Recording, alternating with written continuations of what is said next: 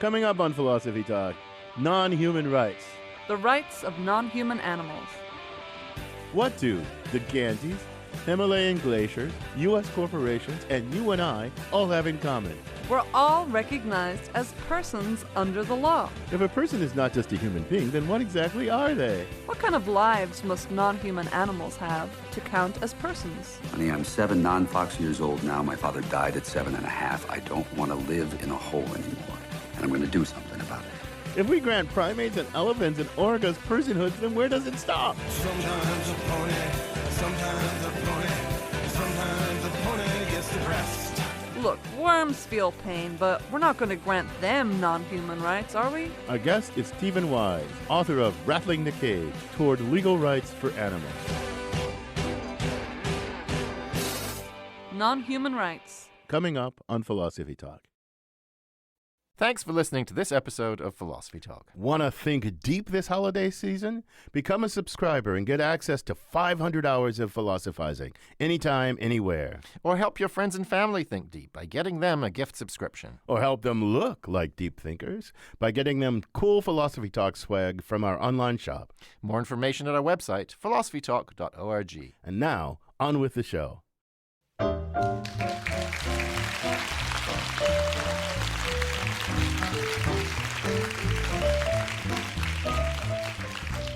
Should some non-human animals be legally regarded as persons? And should those animals be allowed to sue in court to protect their legal rights? This is Philosophy Talk, the program that questions everything. Except your intelligence. I'm John Perry. And I'm Ken Taylor. We're coming to you from Cemex Auditorium on the Stanford campus. Our thinking originates a stone's throw away from here at Philosopher's Corner on the main quad. That's where Ken and I teach philosophy. Welcome, everyone, to Philosophy Talk.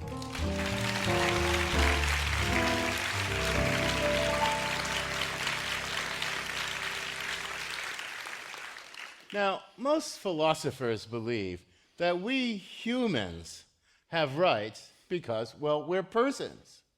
Now, if it turns out that some non-human animals are persons too, then it just follows, as night does day, that they should have rights, non-human rights. Oh, wait a minute.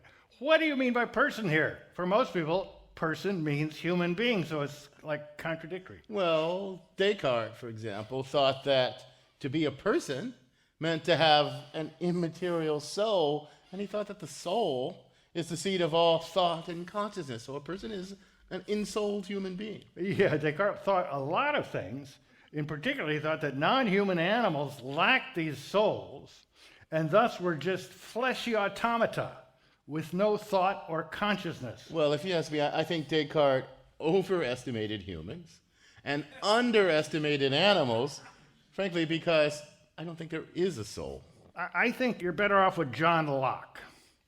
John Locke said that any creature with a conception of itself counts as a person, whether it's a parrot or whatever. According to him, a person is a thinking, intelligent being that has reason and reflection, so it considers itself as itself. Well, I think that Locke's got it much better. One thing is, you don't need a soul to do that. Any creature with a half-decent sized brain can consider itself, as Locke puts it. Okay, decent-sized brains, but big deal. I mean, size of brains. Is there any other reason to believe that some animals consider themselves as themselves? Yeah, well, just take the simple thing of pain. Obviously, animals feel pain. Obviously, they hurt.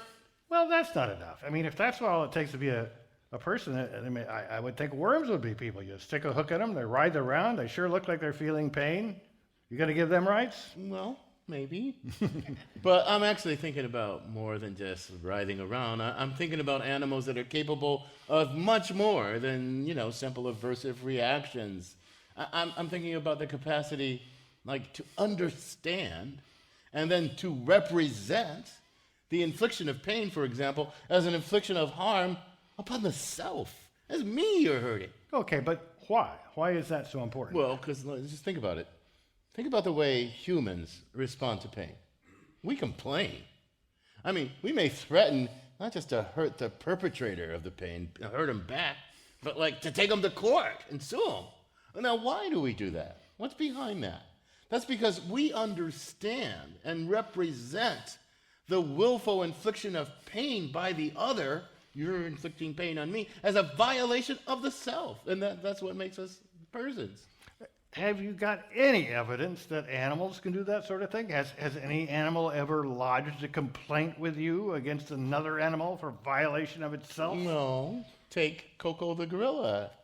Maybe she could lodge a complaint using American Sign Language. I mean, she was taught something like 1,000 different signs, John. And there are African gray parrots. They're amazing. They can speak in whole sentences. So you think that what makes gorillas, say, and African gray parrots persons, unlike, say, worms, is the capacity for language. Now, I think Locke might agree with you there. He thought very highly of talking parrots, actually. I know he did, and I think that's part of it. I don't think that's the whole thing. I think there's more than that going on. I mean, think about elephants. They have these really strong social bonds, complex relationships with one another. They grieve. They actually grieve when their family members die.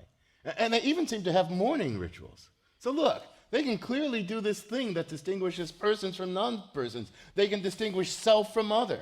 And they can experience the loss of the other as the loss of something valuable to the self. Things matter to them. So yeah, they're persons. All right, so suppose I grant you that at least some non-human animals have some of the hallmarks of genuine personhood.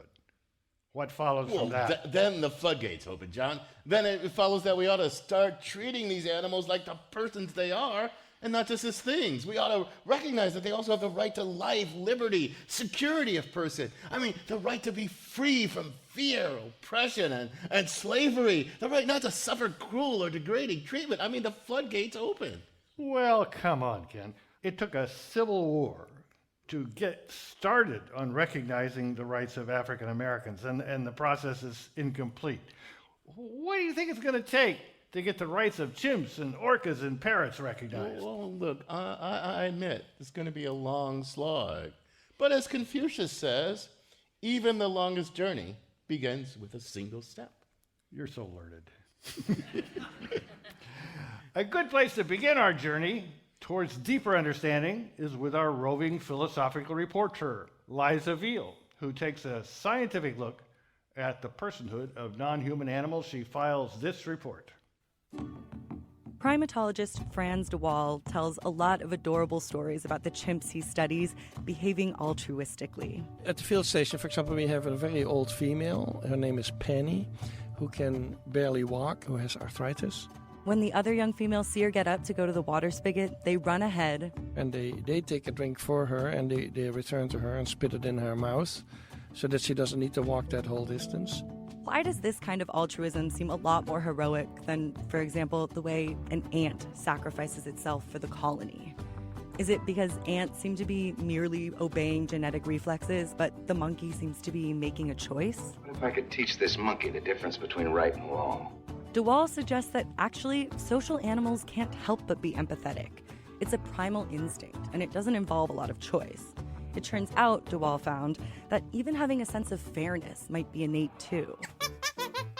You can watch videos of his experiments. In one, you see an adorable little chimp get himself a piece of cucumber by exchanging it for a rock. Then he watches his chimp friend do the same, only in return receive a grape. The first chimp instantly knows he's been ripped off, rages against the bars of his cage with his anguished face to the sky as if petitioning the gods for mercy, and then proceeds to stage a hunger protest against the injustice by dutifully handing over rocks just so he can take his cucumber pieces and throw them at the researcher. But De Waal goes on to say, eventually both chimps get upset by the unfairness, not just the one that's been shortchanged. We have found that sometimes the one who gets the grape tries to equalize the things by refusing the grape till the partner also gets one. Wow. And we have now reached with chimpanzees the point that their sense of fairness is much more evolved than in these monkeys and is very similar to the human one.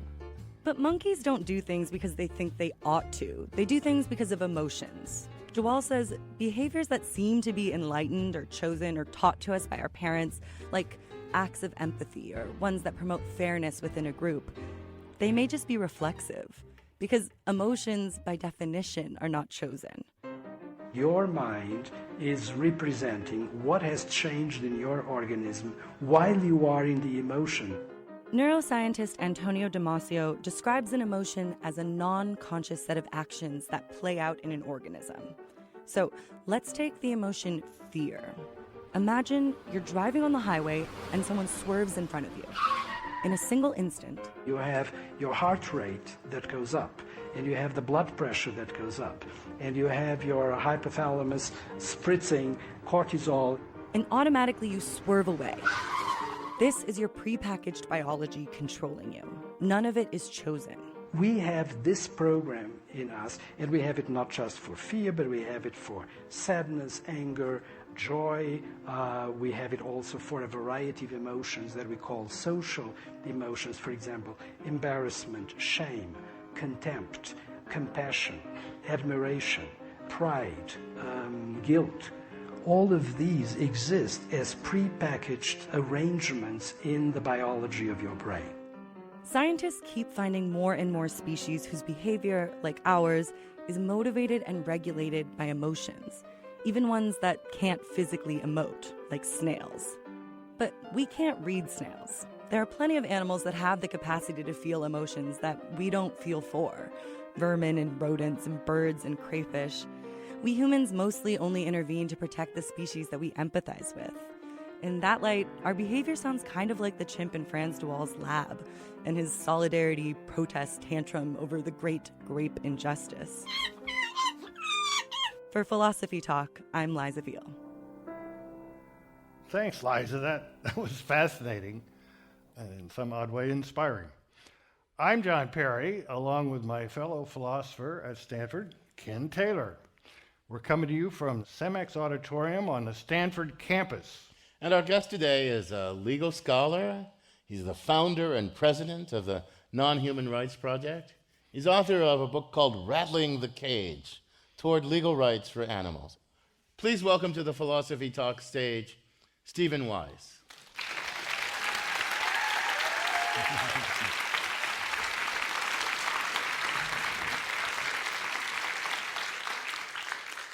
Steve, you're working as a lawyer fighting for the legal rights of animals. So how'd that come about? How'd you first get interested in this issue? Well, believe it or not, it was a philosopher. Peter Singer wrote a book about how we treat non-human animals. And I read that when I was a young lawyer, and I realized that we treated them terribly. We treated them terribly in vast numbers. And for me, most importantly, there didn't seem to be anyone who was standing up for their interests. And so the reason I had become a lawyer is I'd come out of the anti-war movement, maybe 3 or 4 wars back in Vietnam. And the reason I'd become a lawyer was because I was interested in issues of social justice. And I thought that nowhere could I make a larger impact than trying to represent the interests of the non-human animals of the world. So that's what I decided to do. Your organization is called the Nonhuman Rights Project. Why not just animal rights? That's a familiar term. Why not just use that? Well, we're animals, and so we didn't want to confuse the rights of non-humans with humans. That's the first reason. The second reason is that the idea of animal rights has been around for 20, 30, 40 years now, and people now tend to think of it as involving anyone who's really doing anything to advance the interests of non-human animals. And we as lawyers look at it in a technical way. We're actually not looking to protect them, or we're not looking out for their welfare. We're trying to establish and then protect their rights. So we talk about the rights of non-human animals. So the main rights in animal rights is to be treated kindly and humanely. And I don't know if those are rights or just things that humans do, but you've got something else in mind. We do. We are not interested in asking other human beings to treat non-human animals humanely or nicely or non-cruelly. We're saying that the non-human animals themselves have the rights to be treated in certain ways. It's a good distinction. I mean, if I were convinced that corporations are persons that have rights, I still wouldn't treat them humanely. So I think it's an important distinction. So wait a minute, though. So there are some animals you think that you can mount an argument in courts of law under statute, the Constitution, common law. You can mount an argument in courts of law that certain things that apply to human beings ought to apply to them too. There's a certain class of animals that you think you can do that with. We look to see why the courts value non-human animals. What kind of qualities do they value? So we actually don't sue under statutes or sue under the Constitution. We sue under the common law, the law that judges make. And so when we're going into a state, we try to understand what are the values and principles that the judges in those states say that they hold, and then we fashion our arguments around those so that we essentially come to them and say, you believe certain things, we agree that these certain things are true, and we're telling you that our non-human animals ought to have rights for the same reason as so humans we're going do. to have to dig into what those certain things are in our next segment. This is Philosophy Talk, coming to you from CEMEX Auditorium on the Stanford campus. Our guest is founder and president of the Nonhuman Rights Project, Stephen Wise. Coming up, our next segment. Should some non-human animals be considered persons under the law? That's our basic question. But what criteria would we use to determine non-human personhood? Non-human animals, non-human persons, and non-human rights, along with questions from our human, all too human, audience when Philosophy Talk continues.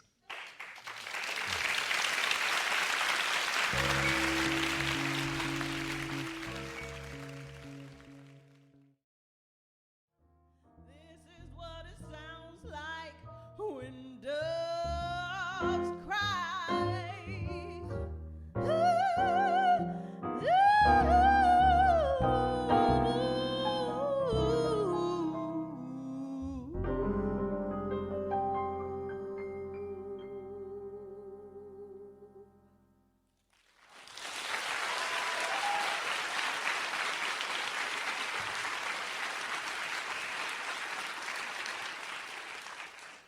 Thanks to our musical guests, the Tiffany Austin Trio. This is Philosophy Talk. I'm John Perry. And I'm Ken Taylor. Our guest is legal scholar Stephen Wise, and we're thinking about non-human rights. Do you think of your dog or a cat as a person, or your parrot? If you do, how does that affect the way you treat them? How would you treat non-human animals that aren't persons different from ones that are persons? You can join the discussion, and if you're a gorilla that uses sign language or a parrot that tweets, we will try to accommodate you.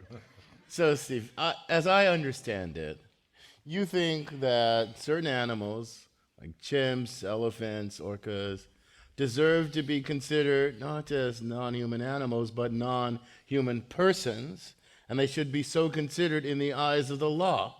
Now, there's the legal notion of person, there's the philosophical notion of person. I want to start with, what do you mean by person? What are you getting at when you say that non-human animal is a person? Well, I'm not really getting at anything. What I'm trying to get at is what the judges are getting at when they think of what a person is. And what a person is really a rights container.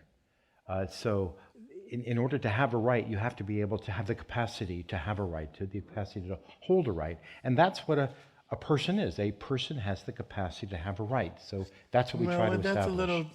That's a little empty. I mean, how do I know? How do I know? Okay, I look out there, I see there's a chair. That's not a rights container. It's a butt container, but not a right container. And I see lots of human beings. I think they're all rights container, right? My dog would come in here. I mean, I really love my dog. Whether she's a rights container, I don't know. What distinguishes a rights container from a non-rights container? What judges say distinguishes a rights container from a non-rights container. We don't come up with our own philosophical or jurisprudential ideas. What we try to understand is what do the judges think a person is? Okay, I'm the judge. I'm the judge. Convince me that animal is a rights container. Okay, so I'd say, so what do you think a person is, Judge? You're worse than Socrates. And he says, I was just going to ask you. I said, well, no, I'm glad you asked. So before we go in and have the conversation like that with a judge, we will have studied the law intensively for months or years so that we already understand what that is. So for example, in the state of New York, we understand that an entity who is autonomous is supremely valued by the common law, by the judges of the state of New York. And so we go to the court and say, we understand that you supremely value autonomy, And so now we're prepared to bring our client in front of you, or a chimpanzee, and prove to you that she is also autonomous. And so you already tell us that you value supremely autonomy. She's autonomous. Her autonomy should also be valued, and she should be a person. Okay, so you can take the lawyer out of law school and over to the business school. That's about as far as we get around Stanford. But we don't want to take the lawyerly perspective out of the lawyer, but suspend it a little. We got the philosophical perspective. If the judge decides this way or that way, would they be right? What is a person? Now, let me suggest something.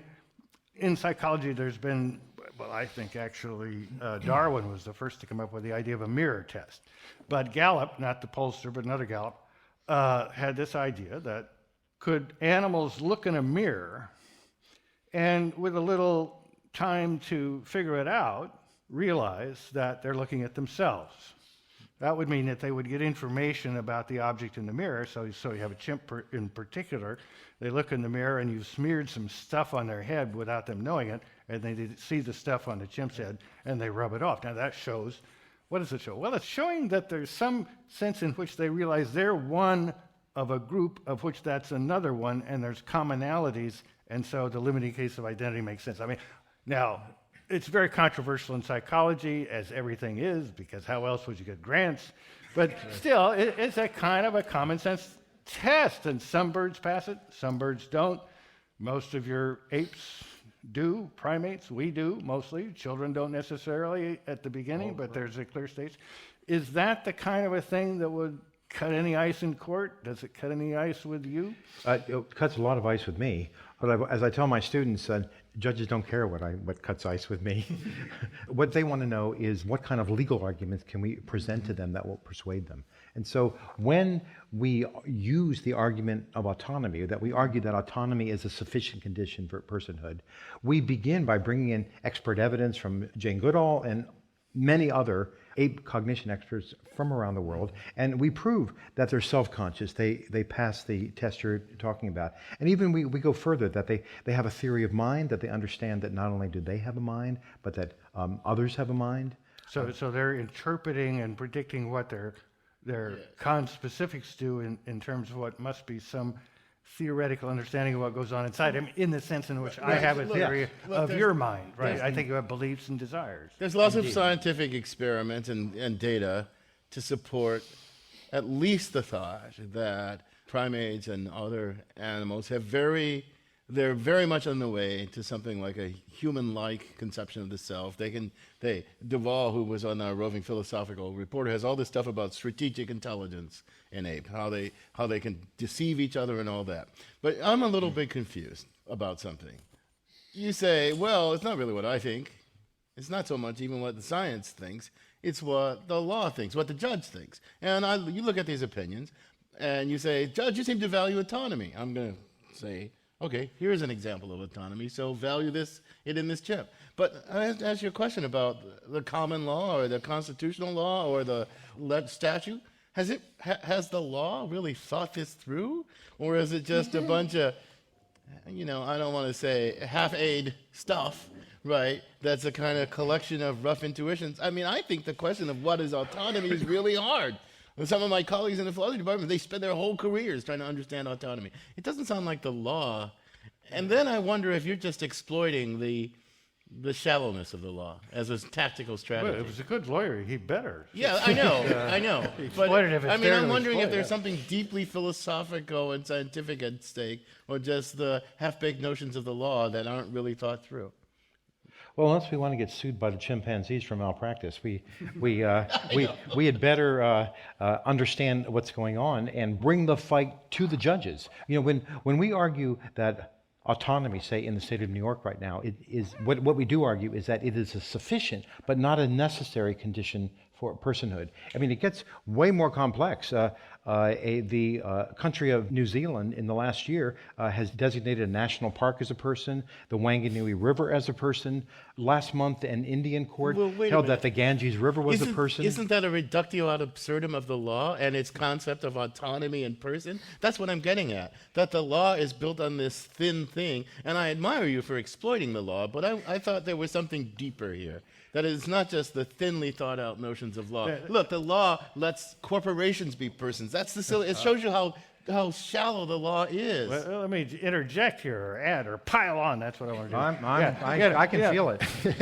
I mean, something made you decide that you wanted to get the courts to do this thing, which you're going to get them to do in whatever way it takes. But what happened to you that made you decide that's what you wanted to do was that in some sense, you came to believe that animals are persons, and if humans get rights, they should get some rights or certain rights too. You came to believe that. Then you've got this other job of convincing people who believe that 70 years in prison for a little dope is not cruel and unusual punishment, that corporations are persons, and God knows what else. Okay, I admire you taking on that. Well, I know it's a thankless task. You've got a huge round of applause, but I mean, frustrating task. But what deep inside of you did you become convinced of? Yeah, right. I became convinced of the fact that many non-human animals can suffer terribly. They can live in social groups. They have all kinds of complex emotions. They can think about their lives. They can understand that they've had a past. They understand that it's them. They're living in the present. They can understand that they have a future, and they can plan for the future. Like chimpanzees, it's clear, can plan for the future. And putting them in prison for something that they didn't do wrong is just as bad and maybe worse than putting a human being in for something that he or she has done, because they understand why they're there. Chimpanzees don't know why they're there. Elephants don't know why they're there. Orcas don't know why they have to rot in a little swimming pool in SeaWorld. They just don't know. They're just there. But that doesn't mean that they don't suffer any more terribly than would a human being. And so our job is to alleviate that and get them back to where they should belong. You're a person who deeply feels it's what sounds to me like a philosophically very well thought out and compelling version of a person, that they're persons. And then there's the job of convincing some guy that Bush appointed or to rule a certain way, and I admire you for that too. You're listening to Philosophy Talk. We're talking about non-human rights with Steve Weiss in front of a live audience at CIMX Auditorium at Stanford University. If we've got questions from that live audience, I'll go back and forth from one side of the room to the other. Welcome to Philosophy Talk, sir. Hello, I'm Mike from Santa Clara. In the course of humans coming to understand that some animals need to be represented before the law, how is it decided which attorneys will represent those animals? I think that's an excellent question. Thank you for the question, Mike. They have to work without a fee, I suppose. Okay, well, we decided that we would. One of the things that we do is we file writs of habeas corpus on behalf of chimpanzees.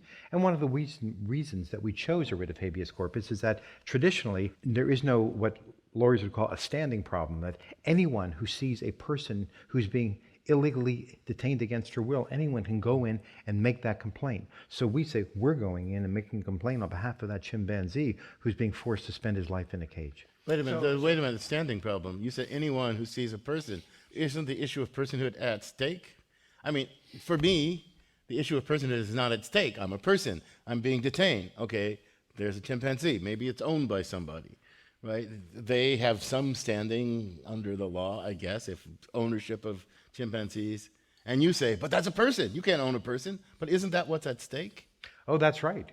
We go in and say, you might think that that chimpanzee is your property. We're saying, oh, you've been making a terrible mistake. That chimpanzee is a person. Mm-hmm. And so we are now going to use a writ of habeas corpus to bring the question, am I right? Is she a person, or are you right and she's your property, in front of the court?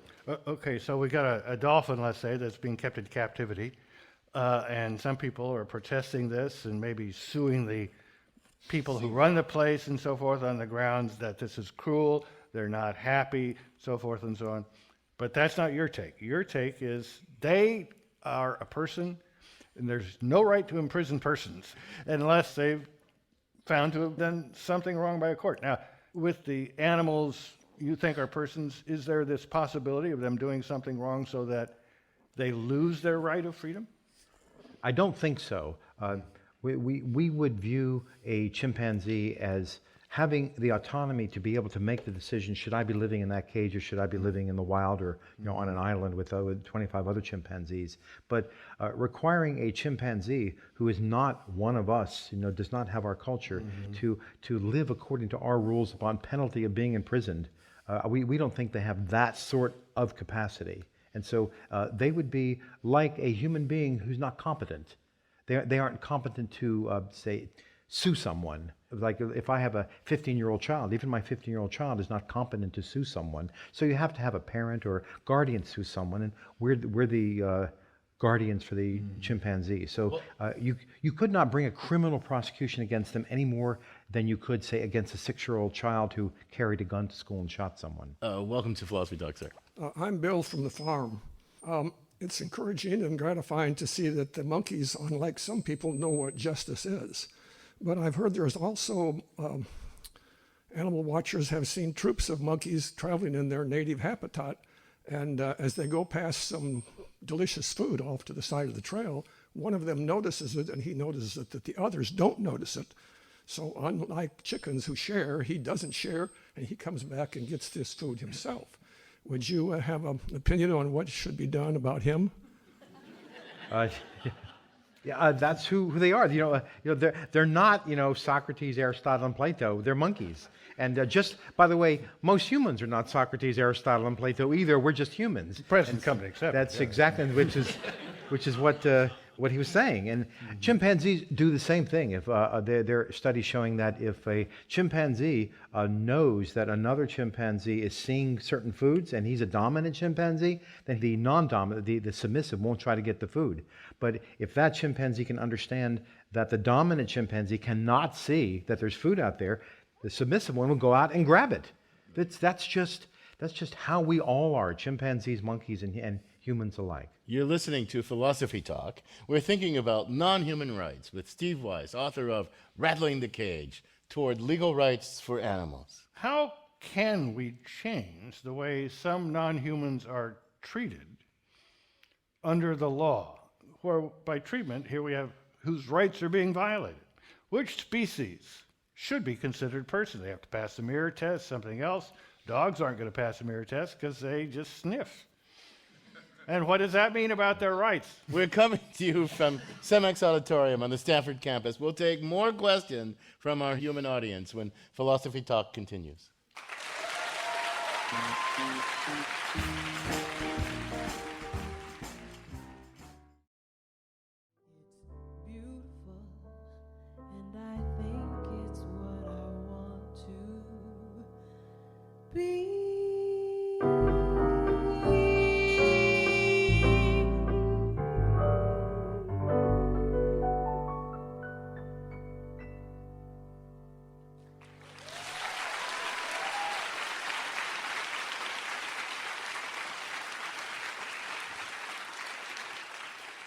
Thanks to our live musical guests, the Tiffany Austin Trio. I'm John Perry. This is Philosophy Talk, the program that questions everything except your intelligence. I'm Ken Taylor. We're thinking about non-human rights with Stephen Weiss, founder and president of the Non-Human Rights Project. And we got questions from our live audience. Welcome to Philosophy Talk, sir.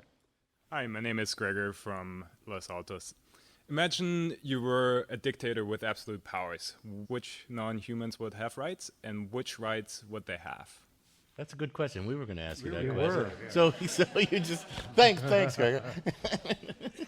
It's really hard to know. I think what I would say is that many non-human animals, many species, should be legal persons, and that they should have the capacity for rights. So we don't have to fight about that. What we fight about is which rights are appropriate for them, or maybe none, maybe one, maybe 100. And so that means we bring in experts who've studied them for years or decades, and so that we can understand, who they are, what sort of minds they have. Are they the kind of entities who ought to have the rights that lawyers and others are claiming for them? I want to press you on something that you said toward the end of the last segment. How there are creatures to whom we can do moral wrong, but they can't do moral wrong to us. They're not responsible. I mean, one of the things our notion of personhood was about, and that's what got John Locke going, about personhood, and he wanted to find where are the centers of moral responsibility. They're where persons reside, right? But this notion of personhood that you apply to animals is completely disconnected, it sounds like, from moral responsibility. Well, chimpanzees, for example, have a rule-based society. They have a sense of morality, Right, within their chimpanzees. collectivity, right. Nobody asked them to be part of human culture and human society, and so it's too much to say we're going to enslave you unless you can figure out how to follow all of our rules. So what the Non-Human Rights Project is saying, look, they're a person who we ought to recognize, at least for so-called negative rights, immunity rights, that we should essentially just leave them alone to live their lives. Like, that's the consequence I wanted to get out. Leave them alone to live their lives. So, I'm kind of a cosmopolitan internationalist sort of dude, a kind of wide-ranging human cooperation, all stand equal before all, a global moral community in which we're all wrapped up. You're not saying, well, chimps too, as part of that global moral community. You're saying, they're over there left alone by us, like the alien other who should not, like the Star Trek Prime Directive kind of thing. Do I have that right? Yes, I think it's actually quite close. They are, as one person wrote, they are other nations, and that we leave chimpanzees alone to be chimpanzees, and elephants alone to be elephants, and birds alone to be birds. And maybe someday we'll leave other nations alone. Well, that's Welcome to Philosophy Talk. Indeed. Hi, I'm JC from Oakland, California. And I was wondering, kind of along the same lines as as you guys were talking just now, if I were to find myself in the same place as a non-human animal, they may not recognize my rights that you're talking about. So, should we recognize rights for someone who's not recognizing rights for us, and if so, why? What about that? The fact that there's never going to be kind of reciprocal recognition between us and them. Well, that's really a lot to ask of them. We're not saying that chimpanzees have the same complexity that we do. We don't know whether they can recognize our rights, although we have hints of it. When I was in Africa looking at chimpanzees, they didn't attack me. They kind of let me alone. They understood that I was on their territory. Jane Goodall has talked about the fact that she has been charged by chimpanzees many times, even when her back's up against a cliff. But no one has ever harmed her in that way, nor have they ever harmed any other human being. And so I think in their own ways, they are respecting us. Now, whether it's because they think we have rights or not, I just don't know. So let me ask you, Steve. It sounds kind of paternalistic, right? It sounds almost like back to Genesis, like we have dominion over this, and we get to decide who has which rights and whatnot. Instead of, if you deny the possibility of like moral community with them, in which we deliberate as equals together how we're going to live together and who has what rights, it sounds very paternalistic to me. I don't know if that's a bad thing, a good thing, a necessary thing, but do you own up to this paternalism? No. Maybe we should extend like a veil of ignorance too, so that when you're trying to set up the ideal moral world, you don't know whether you're going to be human or not, and begin from there. So, okay, that's really interesting. Now, let me ask you an example. Okay, so in California, we have bears. We have mountains full of woods and bears, and we go camping there, and I don't know where bears are on the person. The bears I've known struck me as pretty intelligent. Not up to the great apes, but they know what they're doing. They plan ahead. They make choices. Now, are we violating the rights of a bear that's coming down and destroying the garbage cans in campgrounds? We don't need to worry about the bear tearing someone apart, although they do that under certain circumstances. But they never agreed to those rules. They never agreed to not go through garbage cans. So if we put that bear in a cage just for a day to transport it away from the campgrounds, is that a case you think would be a violation of rights, or should be considered by the court a violation of rights? Or It's not only a legal but a philosophical problem, but it's also an environmental problem. First we take away their habitat, so they're forced to live, cheek to jowl with us, even though they probably wouldn't if they had their choice. And so then you're inevitably going to have conflicts. And it happens here. It's happening in Africa all the time. What happens when, as the African population expands and elephants begin to trample their crops or chimpanzees raid their crops. These are really serious problems that, frankly, we have created. Welcome to Philosophy Talk, sir. Hi, my name is Duncan. You have talked about rights for chimpanzees and cetaceans, but what about the billions of animals in our factory farms?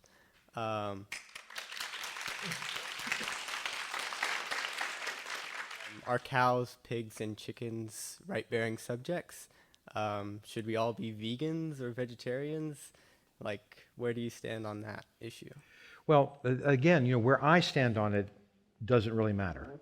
The question is, what sort of legal arguments can we make? And right now we're at the beginning of this. We're only 3 years into it, and the arguments that you're setting forth now are the ones my opponents make of me. So we're coming in and saying this chimpanzee should not be in a cage. He should have a right to bodily liberty that's protected by writ of habeas corpus. And the other lawyer stands up and says, "But Judge, if you do that, then we're all going to have to be vegans tomorrow." And so they use that argument to try to prevent me from taking the first step. Welcome to Philosophy Talk, sir. Hi, my name is Michael, and I live in a little tiny village in the south of France. It's pretty obvious that a duck or a snake or a tuna fish doesn't need our help. They're autonomous. And to deny that, it seems to me, is a colossal human arrogance. My question is, what other criteria do judges have besides autonomy to determine if something is a person? Judges use public policy. 130 years ago, an American judge, Oliver Wendell Holmes Jr., wrote The Common Law, and he said that the life of the law is not logic, but is experience, which you might be experiencing tonight. And I know my two co-hosts are experiencing the fact that law is not logical. It comes from experience. And whether or not any entity, whether it's a river, a glacier, a chimpanzee, or a pig, is going to be a person, will be a matter of public policy and morality. And it's something that judges have to try to figure that out, even though they're not particularly educated either in public policy or in morality. Welcome to Philosophy Talk, sir. Thank you. My name is Chris. I guess I had a question for the hosts who are questioning our guest. When you talk about, why should animals have rights? I say, well, what if we asked why should humans have rights? In particular, why should all humans have rights? And if we look at distinctions between different groups of humans versus humans and other animals, I think we'll find the difference to be in amount rather than in kind. This is a very complicated question. We could spend hours talking about this complicated question. I mean, the foundation of the theory of human rights is complicated, but I think one of the things you're getting at is a Peter Singer kind of line. He once argued, and he got in a lot of trouble for this, that some humans with severe dementia, for example, are less cognitively sophisticated than some animals, right? And if rights are based on the degree of cognitive sophistication, then some animals have more moral standing than some humans. And you're kind of hinting at that possibility. Because why do these, let's call them diminished humans, have full human rights? And if the diminished human is equivalent to some animal, why doesn't that animal have equal rights? That's a complicated question. We could talk hours about that. But it's a very good question because, that's how you get started. You say, well, why do us white people have rights? That's the first question you need to ask when you find you don't have an explanation that works for us and doesn't work for the African Americans or the American Indians, then you're on the road. So it's a very good question, which we don't have time to consider. That's a deeply philosophical question. Could I also add one thing? That what we've been talking about so far is what kind of a characteristic is sufficient for personhood right now. That is an argument from liberty. It's a non-comparative rights argument. It's not from equality, it's from liberty. Now, from my point of view, I think it's terrific that even a human being who doesn't have a brain at all is entitled to fundamental rights. And then we then say, well, as a matter of equality, there is something wrong with a human being who doesn't even have a brain, who has certain kinds of fundamental rights. But these chimpanzees or elephants who have these immensely complex minds, wonderfully complex societies, live social lives, rich emotional lives, to say that they're going to be things, while the human beings who don't have any brains at all are persons. There's something wrong with equality, and we think those humans should have rights, but then that means so should the other non-humans. Well, this is fascinating stuff, but you know what? We got to end sometime. And Steve, I'm going to thank you for joining us. It's been a tremendous conversation. Thank you very much.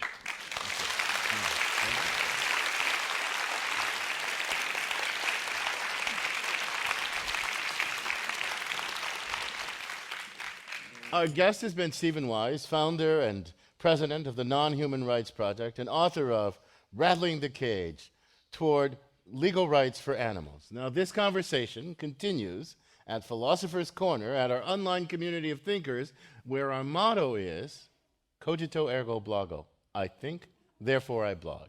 And you too can become a partner in that community just by visiting our website at philosophytalk.org. Now, here's a guy fighting for every creature's right to talk as fast as they want. It's Ian Scholes, the 60-second philosopher. Ian Scholes, at the risk of incurring critter shaming or whatever passive-aggressive punishment social media is doling out this week, I'll confess I used to like elephants at the circus. I liked them lumbering around with the bunting and spangles and the shiny, smiling women straddling their thick necks and waving. PETA, People for the Ethical Treatment of Animals, told us that these elephants were actually miserable. They would pick at the circus, which interfered with my enjoyment, but I would still get a thrill when the elephants knelt in a circle and the band struck a major chord. Last year, the circus decided to drop elephants as part of the show, and this year announced there wouldn't be a show at all. The Ringling Brothers Barnum and Bailey Circus finally defunct after 146 years, and that's all for the good, I guess. No more parading elephants, or bullfights, or bucking broncos, or lion taming. That's fine. When I was a kid, big game hunters were heroes in movies. They'd fall in love with Ava Gardner. They're on the veldt, and wind up with so many manly tears they could barely shoot down the rampaging rhino with their man-liquor. Hunters are villains today, or they shoot with cameras, or they shoot robots or aliens, or get killed by velociraptors in Jurassic Park. Wild nature, as it shrinks and lessens, becomes friendlier, more familiar. Instead of our dominion, it has become an ecosystem. We're all in it together, the only difference being we still eat, many of them for dinner. We rescue critters with one hand, trying to pretend they're our eco-buddies, some of them what we like to call remarkably intelligent, like whales and gorillas and parrots and octopuses. There's so much we can learn, but on the other hand, get those animals out of the way, we've got a wall to build.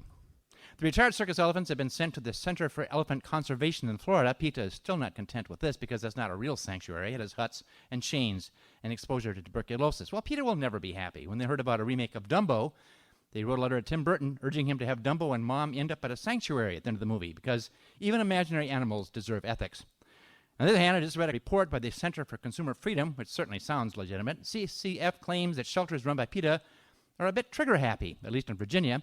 Since reporting euthanasia statistics became mandatory in 1998, according to CCF, PETA has killed over 85%, or 36,000, of the animals at its Norfolk shelter.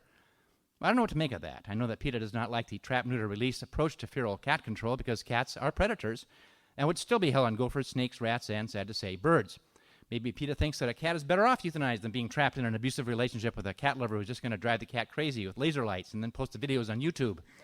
The cruelty must stop. It ends here. As a cat owner myself, I sometimes feel bad that I don't allow my neutered cat to have sex or kill a cute little mouse in my pathetic little yard. But on the other hand, he'll probably live to a ripe old age, not succumbing to the contagious diseases and cars that strike cats down. As for elephants, I don't know. Given the choice between butchering them in the wild for their tusks or making them do tricks in a circus for peanuts, I'd pick B. Because the fact is, no matter what, we are the dominators in this earthly dominion. If any animals are going to survive in the future, it will be at our whim. Cruel but true. Not just animals, but humans could use some responsible supervision and a sustainable habitat. What can we do? There's no animal control or PETA for humans. Maybe some nice alien invasion will save us. Some nice alien species will come here, trim our claws, take us for walks, think it's cute that we can talk. Nice human, good human. Don't destroy the planet, okay? Here, some gluten-free kibble for you. I gotta go.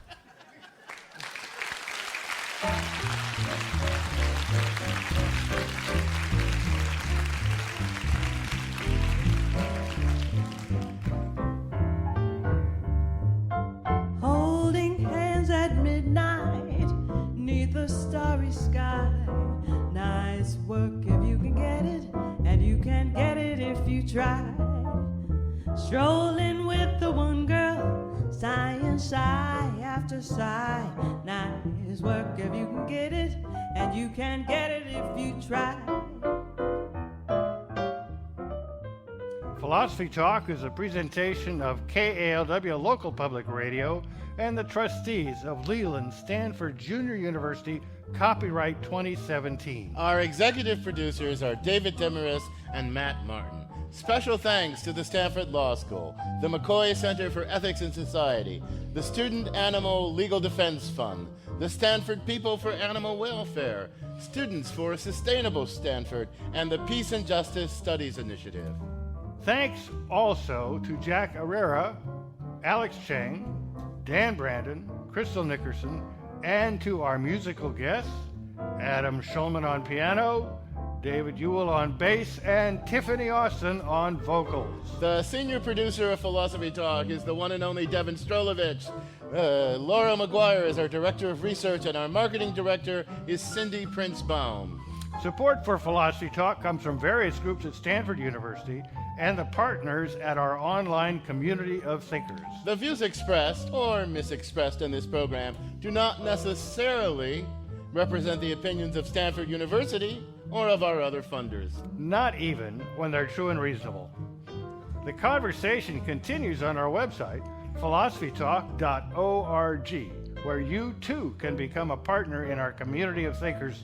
I'm John Perry. And I'm Ken Taylor. Thank you for listening. And thank you for thinking. And that's a wrap.